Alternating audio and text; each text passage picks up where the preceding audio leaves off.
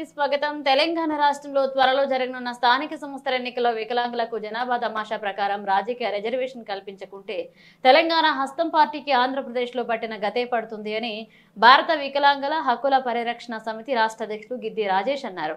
ఆదివారం హన్మకొండ జిల్లా కేంద్రంలో నిర్వహించిన సంఘం హన్మకొండ జిల్లా నూతన అధ్యక్షుడు మానుక సతీష్, జిల్లా యువజన విభాగ అధ్యక్షులు నడిపల్ల శ్రీధర్రావుల ప్రమాణ స్వీకారోత్సవ కార్యక్రమానికి ముఖ్య అతిథిగా హాజరయ్యారు. భారత వికలాంగుల హక్కుల పరిరక్షణ సమితి రాష్ట్ర అధ్యక్షులు గిద్ది రాజేష్ తొలుత వారితో ప్రమాణ స్వీకారం చేయించి శుభాకాంక్షలు తెలిపారు.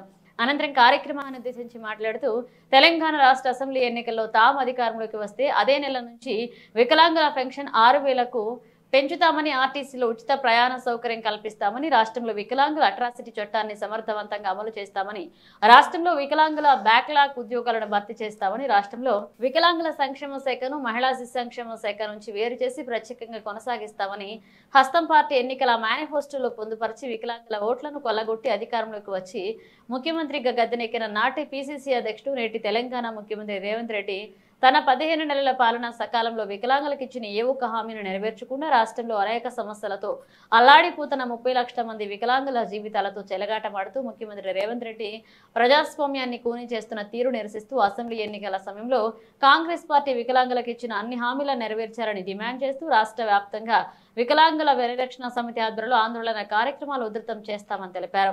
సంఘం హన్మకొండ జిల్లా నూతన అధ్యక్షులుగా, నూతన యువజన విభాగ అధ్యక్షులుగా బాధ్యతలు స్వీకరించిన మానుక సతీష్, నడిపల్ల శ్రీధర్ మాట్లాడుతూ తమపై రాష్ట్ర అధ్యక్షులు గిద్ది రాజేష్ పెట్టిన నమ్మకాన్ని వమ్ము చేయకుండా వారి ఆదేశానుసారం నడుచుకుంటూ హన్మకొండ జిల్లాలో వికలాంగుల హక్కుల కోసం పోరాటం కొనసాగిస్తామని తెలిపారు.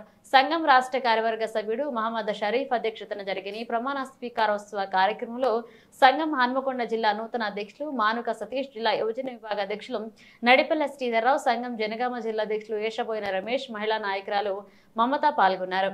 కాంగ్రెస్ పార్టీ ఎన్నికల మేనిఫెస్టోలో కాంగ్రెస్ పార్టీ ఈ తెలంగాణ రాష్ట్రంలో అధికారంలోకి వస్తే అదే నెల నుంచి వికలాంగులందరికీ కూడా 6,000 రూపాయలు పింఛన్ ఇస్తామని చెప్పేసి మీరే ఎన్నికల మేనిఫెస్టోలో పెట్టారు. ఆ రోజు పిసిసి అధ్యక్షులు మీరే ఒక్క పింఛన్ పెంపే కాదు, తెలంగాణ రాష్ట్రంలో మా కాంగ్రెస్ పార్టీ అధికారంలోకి వస్తే తెలంగాణ రాష్ట్రంలో వికలాంగుల బ్యాక్లాగ్ ఉద్యోగాలన్నింటినీ కూడా భర్తీ చేస్తామని చెప్పారు. అదేవిధంగా తెలంగాణ రాష్ట్రంలో వికలాంగులకు ఆర్టీసీలో 100% రాయితీతోని ఉచిత ప్రయాణ సౌకర్యం కల్పిస్తామని చెప్పారు. తెలంగాణ రాష్ట్రంలో వికలాంగుల సంక్షేమ శాఖను మహిళా శిశు సంక్షేమ శాఖ నుంచి వేరు చేసి ప్రత్యేక శాఖగా కొనసాగిస్తామని మీరే చెప్పారు. తెలంగాణ రాష్ట్రంలో వికలాంగుల మీద దాడులు పెరిగిపోయినాయి. తెలంగాణ రాష్ట్రంలో కాంగ్రెస్ పార్టీ అధికారంలోకి వస్తే వికలాంగుల అట్రాసిటీ చట్టాన్ని అమలు చేస్తామని చెప్పేసి మీ కాంగ్రెస్ పార్టీ ఎన్నికల మేనిఫెస్టోలోనే మీరే స్వయంగా మీరే ఆనాడు పిసిసి అధ్యక్ష హోదాలో పెట్టారు. అధికారంలోకి వస్తే అదే నెల నుంచి 6,000 రూపాయలు పింఛన్ అన్న రాష్ట్ర ముఖ్యమంత్రి ఇవాళ తెలంగాణ రాష్ట్రంలో ఉన్నటువంటి వికలాంగుల సమాజానికి ముందుగా క్షమాపణ చెప్పాలి.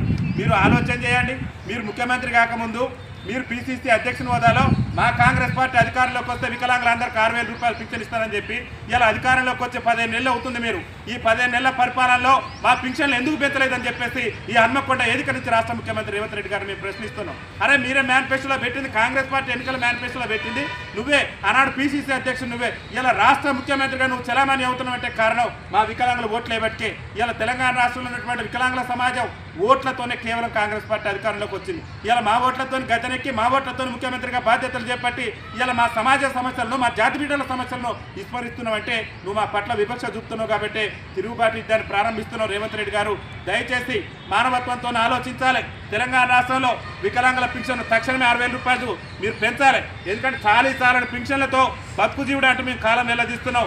6,000 రూపాయలు ఇస్తానని మీరు ఇచ్చినటువంటి హామీనే నెరవేర్చమని చెప్పేసి హన్మకొండ వేదిక నుంచి మేము డిమాండ్ చేస్తున్నాం. ఒక 6,000 పింఛనే కాదు, ఒక పక్క మీరు 6 గ్యారెంటీల్లో భాగంగా మహిళలకు ఉచిత ప్రయాణం అన్నారు, మహిళలకు ఉచిత ప్రయాణం కల్పించారు. అరే మరి వికలాంగులు కూడా ఉచిత ప్రయాణం అని చెప్పేసి మీ కాంగ్రెస్ పార్టీ ఎన్నికల మేనిఫెస్టోలో పెట్టి ఒక పక్క సకలాంగులైన మహిళలకు ఉచిత రవాణా సౌకర్యం కల్పించినాం, అది సంతోషమే. కానీ మీ వికలాంగులు ఏం పాపం చేసినాం, ఏం అన్యాయం చేసినాం? మా ఓట్లతో ఇలా గద్దెనెక్కి నువ్వు మా ఓట్లతో ముఖ్యమంత్రిగా చలామణి అవుతూ ఆర్టీసీలో వికలాంగులకి ఎదురు సౌకర్యం కల్పించలేదు సమాధానం చెప్పాలి. తక్షణమే ఆర్టీసీలో వికలాంగులకు 100% రాయితీతోని ఆఖరికి గరుడ, లగ్జరీ అన్ని బస్సులలో కూడా వికలాంగుల సమాజానికి ఉచిత రవాణా సౌకర్యం కల్పించే విధంగా రేవంత్ రెడ్డి ప్రభుత్వం చర్యలు తీసుకోవాలని చెప్పేసి భారత వికలాంగుల హక్కుల పరిరక్షణ సమితి రాష్ట్ర కమిటీ పక్షాన ఈ హన్మకొండ వేదిక నుంచి మేము డిమాండ్ చేస్తున్నాం.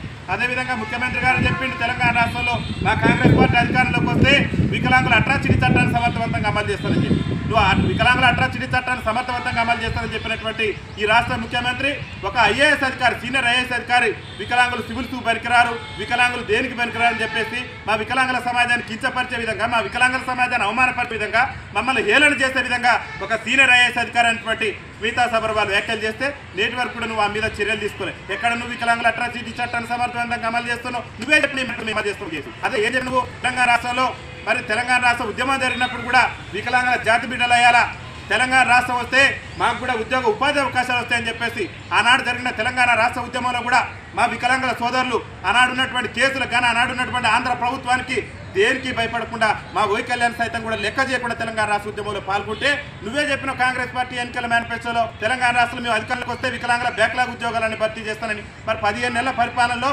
వికలాంగులకు ఒక్కరికన్నా బ్యాక్లాగ్ ఉద్యోగాలు ఏ జిల్లాలైనా నువ్వు భర్తీ చేసినవా అని రేవంత్ రెడ్డి గారు అడుగును. ఇవాళ మా వికలాంగులు పీజీలు పిహెచ్డీలు చేసి ఉద్యోగ ఉపాధి అవకాశాల కోసం రోడ్ల మీద తిరిగేటటువంటి పరిస్థితి తెలంగాణ రాష్ట్రంలో దాపరించింది. నువ్వు ఒక పక్క సకలాంగులకు సంబంధించి అన్ని నోటిఫికేషన్లు ఇస్తున్నావు, ఏం పాపం చేసినావు, ఏం అన్యాయం చేసింది ఈ వికలాంగుల సమాజం? మా బ్యాక్లాగ్ ఉద్యోగాలను భర్తీ చేసేందుకు ఎందుకు మీరు ముందుకు రావట్లేదు? వికలాంగుల సమాజానికి సమాధానం చెప్పాలి.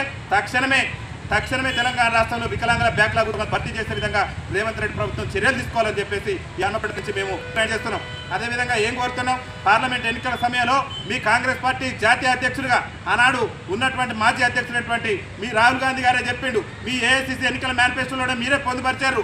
ఏం పొందుపరిచారనంటే రాజస్థాన్, ఛత్తీస్గఢ్లో గతంలో మా కాంగ్రెస్ పార్టీ ఉన్నప్పుడు వికలాంగులకు అక్కడ స్థానిక సంస్థల్లో రాజకీయ అవకాశాలు కల్పించడం, స్థానిక సంస్థల్లో వికలాంగులకు రిజర్వేషన్ కల్పించడం, అదే కోరంలో తెలంగాణ పార్లమెంట్ ఎన్నికల్లో మా కాంగ్రెస్ పార్టీని ఆశీర్వదించండి, ఖచ్చితంగా తెలంగాణ గ్రామ పంచాయతీ ఎన్నికల్లో వికలాంగులకు రాజకీయ రిజర్వేషన్ కల్పిస్తామని చెప్పేసి మీరు హామీ ఇచ్చారు.